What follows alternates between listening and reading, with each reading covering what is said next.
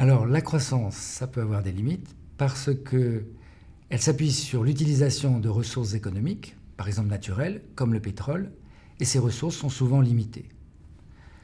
Ou bien, on peut les produire, on peut les exploiter, mais avec des coûts croissants, des frais qui augmentent en termes de production ou de pollution. Alors, c'est vrai que le progrès technique permet d'économiser ou de remplacer certaines ressources.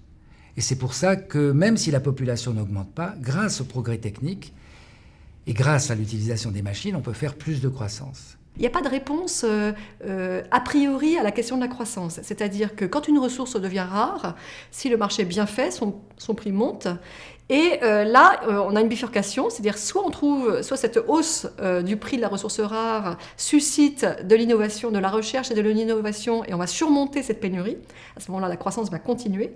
Soit, la hausse du prix de la ressource rare ne va pas mener à de nouvelles découvertes, et à ce moment-là, effectivement, la croissance sera ralentie. Mais on ne peut pas dire a priori qu'il y a une limite à la croissance.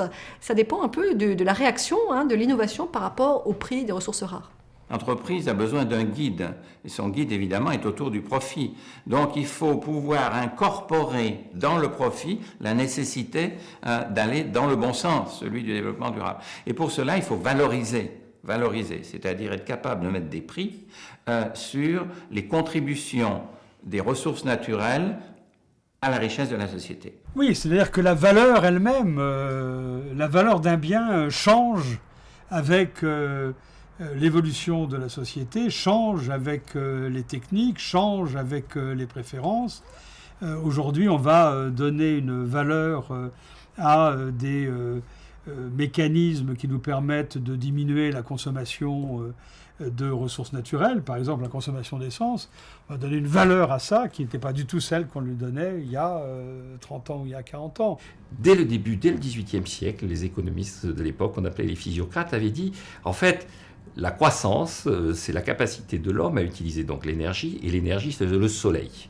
Donc, il n'y aura jamais trop d'hommes, puisqu'il y aura toujours du soleil, et que le soleil, c'est une énergie infinie. Le seul problème, c'est qu'on utilise le soleil d'hier, qui est le charbon. On utilise le soleil de demain, c'est l'agriculture. On plante et on attend que le soleil nous donne du blé.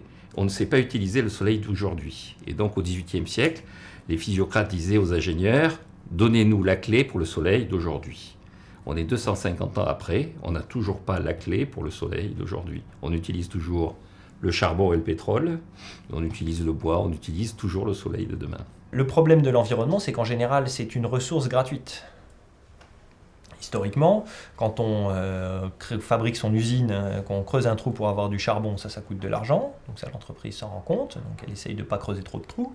En tout cas, elle essaie de trouver le charbon le plus proche du sol, du niveau du sol. En revanche, quand après elle fait de la fumée, ça fait de la pollution et ça, elle ne paye pas. L'entreprise ne paye pas pour la pollution qu'elle produit. Donc en fait, l'environnement est probablement une des ressources dans le processus de croissance qui ne paye pas, qu'on ne paye pas, qui est considérée comme gratuite par les acteurs. Et donc du coup, qu'est-ce qui se passe ? Vous en consommez trop. Il peut y avoir aussi la tentation, parfois, pour faire plus de croissance à court terme, c'est de faire de l'endettement.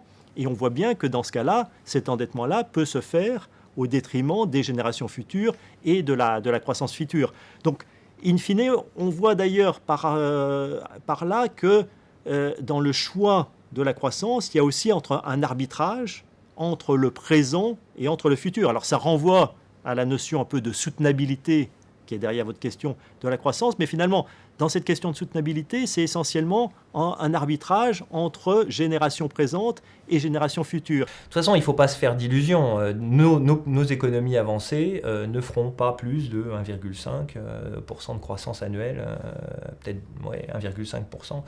D'ailleurs, c'est effectivement un débat que les politiques n'ont toujours pas tranché, c'est-à-dire qu'ils ont toujours un peu tendance à faire croire aux gens qu'on peut revenir sur les taux de croissance des 30 glorieuses, c'est-à-dire des années 50 à 70, au moment où la France était un pays dévasté par la guerre, qui s'est reconstruit et qui achetait des machines clés en main aux États-Unis pour produire des voitures comme on le faisait aux États-Unis. Donc évidemment, c'est des phases de votre histoire où vous croissez très vite, un peu comme les Chinois actuellement, mais ce n'est pas des phases qui sont destinées à être des phases qui vont durer.